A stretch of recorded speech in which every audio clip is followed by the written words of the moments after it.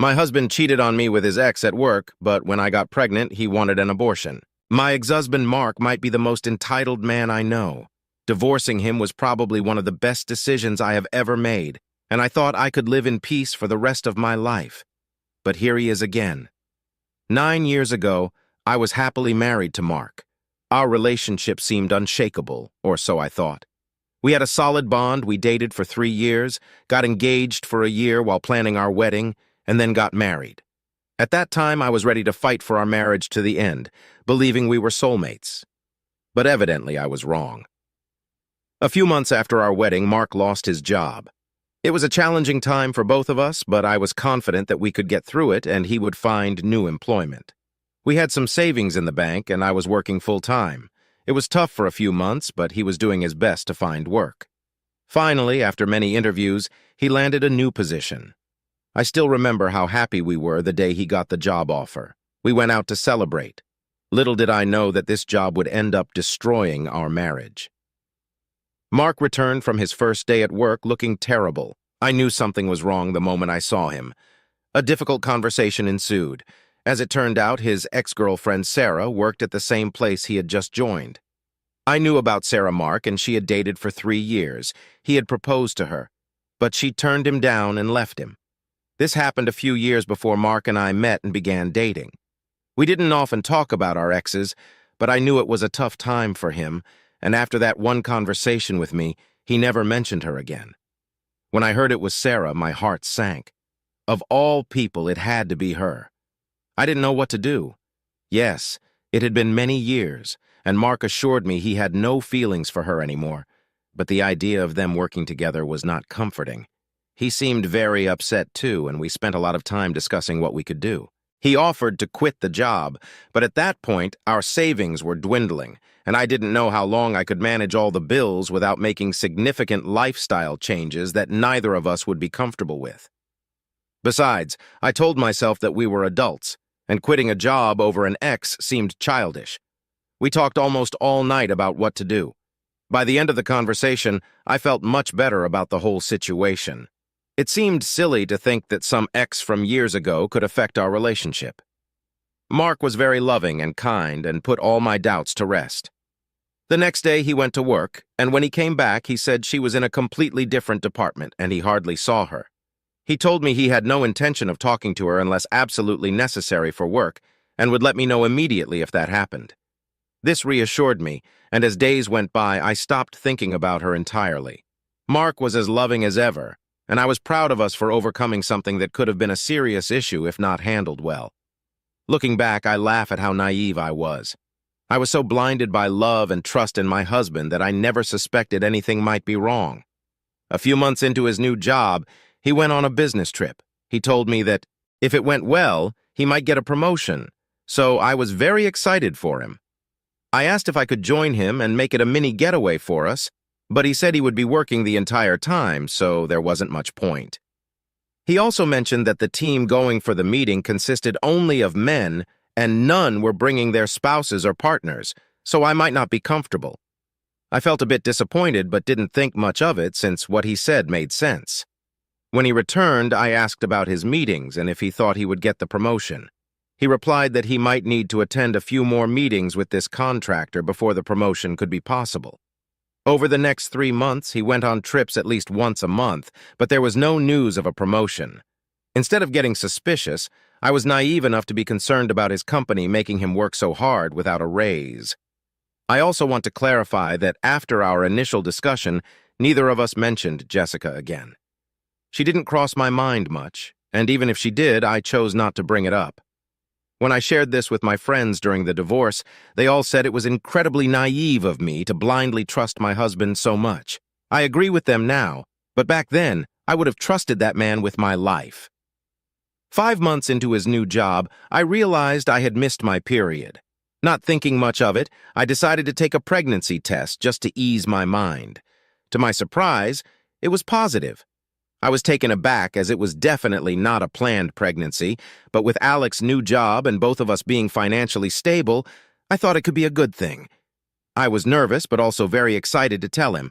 Alex was on another business trip when I took the test, but he was coming back that same day, so I decided to wait until he got home. I still remember how nervous I was and how I started daydreaming about our new life. It was quite late when he got home, and I stayed up to have dinner together. He came in looking upset, so I asked what happened, and he said it was just work stuff and didn't want to talk about it. I told him I might have something to cheer him up and asked him to wait while I got the test kit. I told him to close his eyes, held it up, and asked him to open his eyes. He stared at me for a few seconds and asked if it was what he thought it was. I thought he was just in shock and said yes, we were about to be parents. Excitedly, I waited for him to snap out of it and be happy, but after a few moments, he still had that look on his face. I got uncomfortable and asked if he was okay and if he wasn't happy about this. His expression changed, and he said he was just taken aback by the surprise. I told him I was surprised too, but this could be a very good thing for us and we could deal with it together. He still looked uneasy and said he needed some time to think. I was extremely upset by this reaction. I expected him to be happy or at least supportive. I told him I was disappointed in him and he basically brushed me off, saying I couldn't expect him to be overjoyed about such a monumental change happening without his decision. I told him he signed up for this by marrying me, and if he couldn't be a good husband about it, maybe we needed to rethink our relationship. He said maybe we do, and left the room without another word. I said that in a moment of anger and hurt I didn't really mean it at the time, but his reaction broke my heart. I cried by myself in the living room and slept there. I slept on the couch because I didn't want to see him in our bedroom. He didn't come once to check on me or ask me to come back. Even then, I had faith that we would get through this and somehow recover, but that was just the beginning of my troubles. I woke up to him already dressed for work and making breakfast. I didn't speak to him and went into our bedroom. Again, he didn't try to stop me or even say a single word to me. I didn't know what to do. I waited for him to come in after me, but after some time I heard the front door close and knew that he had left. I spent most of that day crying to my friends and my mom. I called in sick from work. I remember it like it was yesterday. By the time he was due to come back from work, I had a whole speech ready about how he broke my heart and needed to be a better husband to me. Little did I know, he also had a speech ready, and it was nothing I could have imagined. The first thing he said after coming home was, "We need to talk." That worked for me. I needed to talk as well. I thought I needed to talk way more than he did, really. Turns out he had the surprise of a lifetime for me. We sat down across from each other, and with no warning he asked me, "Whose baby is it?" I was so confused, I genuinely didn't understand what he meant, so I asked him, and he repeated the same question, "Whose baby is it?" I will never forget. I asked him what he meant and said that obviously it was our baby. What else could even be possible? He told me that we were past that point and I should just admit the truth and get it done with. I was starting to get scared at that point. It started to feel less like a joke. I told him again that it was obviously his baby, and I didn't understand why he was even asking me such questions because I had never been anything but loyal to him, and he had never acted this way before. He refused to make eye contact with me and said that was when I still cared about our relationship. I'm pretty sure I was already crying by then. I kept telling him that I loved him and there was nothing more important to me than our marriage, but he just kept repeating the question. He must have asked me a dozen times, and each time I was as clueless as the first time. He told me that if I couldn't be honest with him, there was very little left to do because he was not raising another man's child and living with a lie. I was sobbing and kept telling him I had never even thought of another man since I met him and didn't understand what I did to deserve such allegations. He said that with the way I couldn't wait for him to leave the house and go on business trips, it told him everything he needed to know about my loyalty. I was too confused to even speak. Every single time he left for work, I got sad and told myself to be an adult and support him in his career because I remembered how hard it was for both of us when he lost his job. Every single time, I stopped asking to go along with him after the first few times because he always said he was busy constantly and didn't get a minute to himself until late at night. I stopped calling him more than once a day when he was away because he wouldn't pick up and texted me he was with clients. All I did was put him first, only to hear him say that I wanted him away to spend time with another man. It felt like a slap in the face. I felt sick to my stomach, almost thought I was in a bad dream of some sort. I told him all of this, and he said that I shouldn't waste time making him look like the villain because he was tired of feeling unwanted and wouldn't let me make a fool of him. He said that ever since he started working and traveling, I had been distant and didn't make him feel wanted. He said he hated coming home because I didn't even look happy to see him, and he felt like I was happier when he was not around.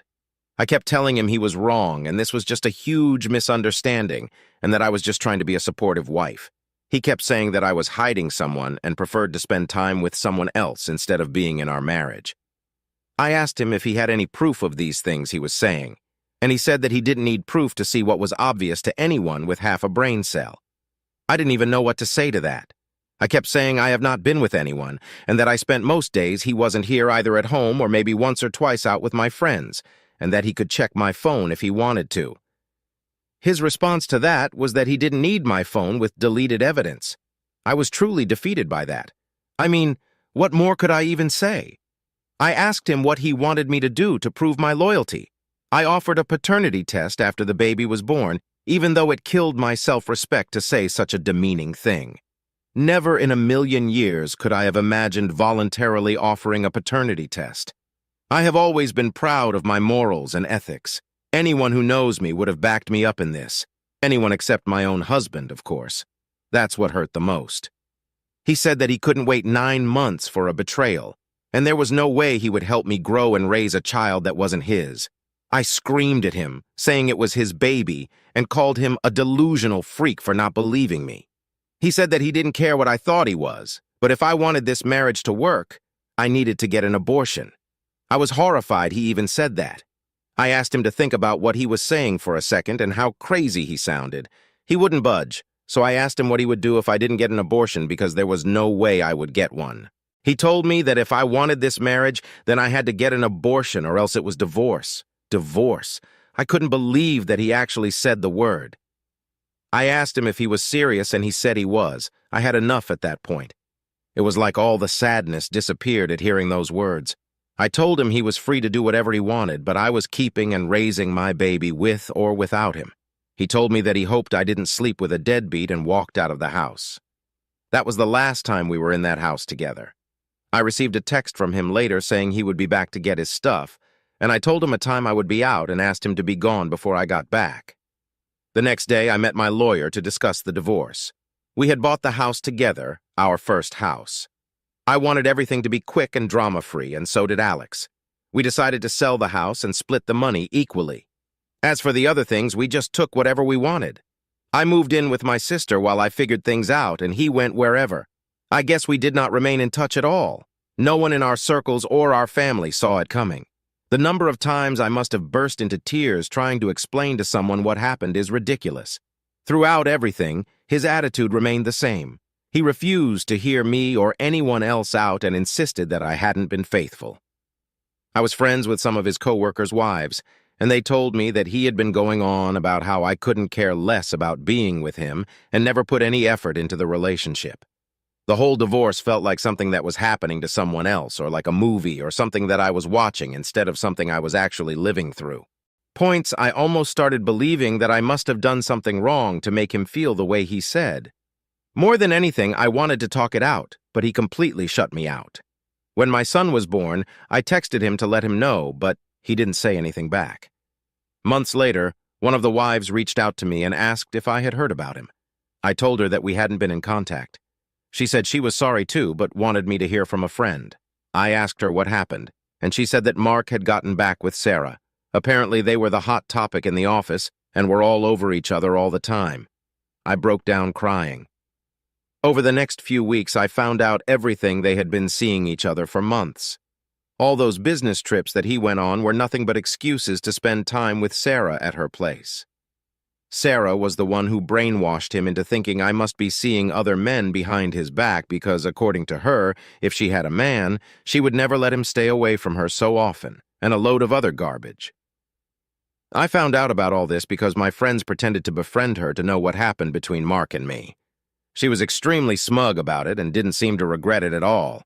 I felt like the stupidest person in the world, honestly. I saw all the signs and red flags that I had missed. In hindsight, it feels so incredibly obvious. I spent months in a slump. I was extremely depressed, and it was undoubtedly the hardest period of my life. I had to quit my job and had to rely on my family to get me by.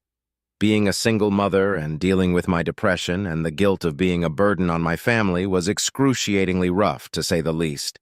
I'm glad my sister was there for me. I don't know how I would have managed without her. It took some time, but I recovered. I stopped obsessing about Mark and Sarah, focused on my son, found another job, and got a place of my own. I thought I was done with my ex-husband forever. 2 years ago, I got married to an amazing man who treats me like a queen. He is the best thing that has possibly ever happened to me, and I am so glad my son and I get to have him in our lives. Now that I've gotten all that out of the way, let me tell you why I'm actually writing this post. A few days ago, I was on Facebook, scrolling randomly, when I got a text from Mark. We have had absolutely no contact over the last few years, so seeing his name pop up on the screen was a feeling I cannot exactly describe. I wondered if I should even open his text, but curiosity got the best of me, and I opened the chat. He said that he had been trying to contact me, but my number had changed, and he didn't know where I live now. He wrote a very long text about how he had broken up with Sarah because she was cheating on him with multiple men and that he never should have let her come into our relationship. He said that he had thought of me and our son all the time over the past 8 years, but was too ashamed to reach out to me. He also said that he knew I would never forgive him, but he wanted to be in his son's life and would do anything for a chance to prove himself worthy of being a dad. The text had a lot of other things, but mostly just him groveling about how he wants to see his son. I couldn't believe my eyes, really. After all those years, the poetic justice of Sarah cheating on him after he accused me of doing that isn't lost on me. It also felt really good to see him grovel and beg about being a part of my son's life, because I know that no matter what he says, it isn't happening. I thought a lot about what I could do. I thought of ignoring him, lashing out at him, or simply blocking him, but then the revengeful side of my brain took over.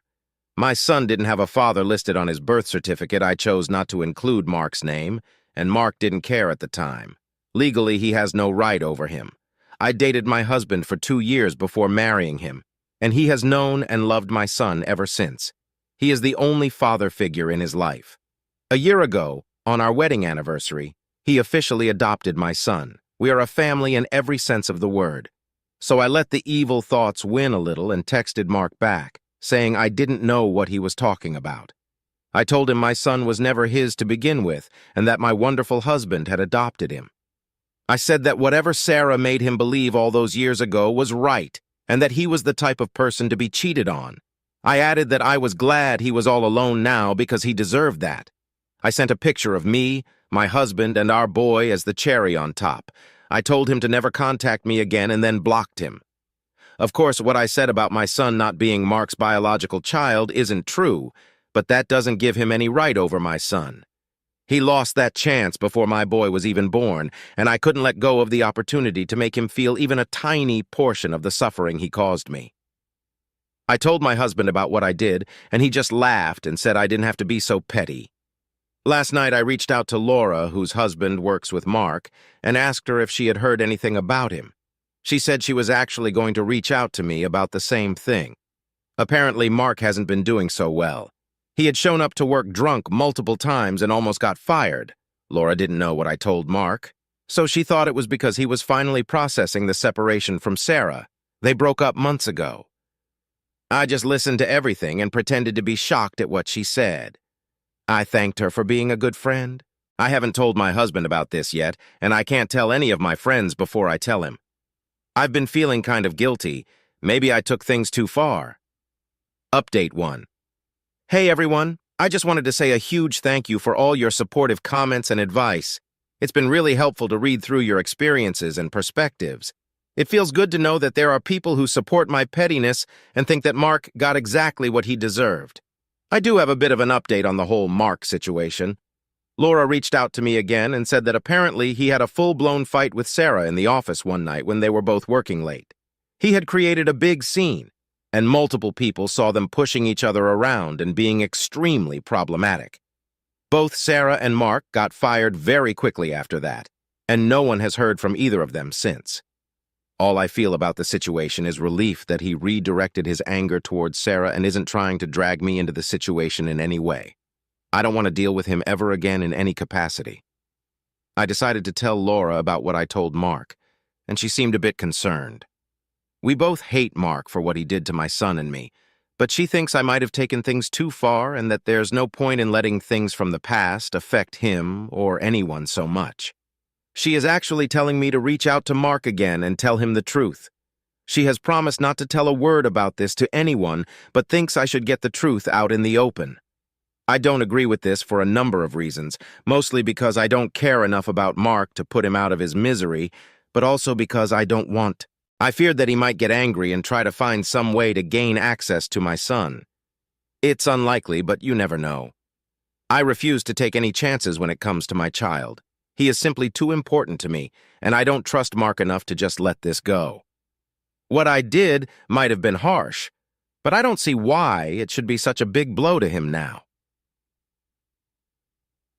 Update 2. Since my last update, I've done a lot of reflecting. I decided to have an honest conversation with my husband about everything that happened and what Laura told me. He was incredibly understanding and supportive, which made me feel a lot better. We sat down together and I explained the entire situation in detail, including the message Mark sent and my response to him. My husband listened patiently, holding my hand the whole time. When I finished, he told me that while he understood why I did what I did, he also agreed that it might have been a bit harsh. We talked about the importance of moving forward and not letting the past affect our present happiness.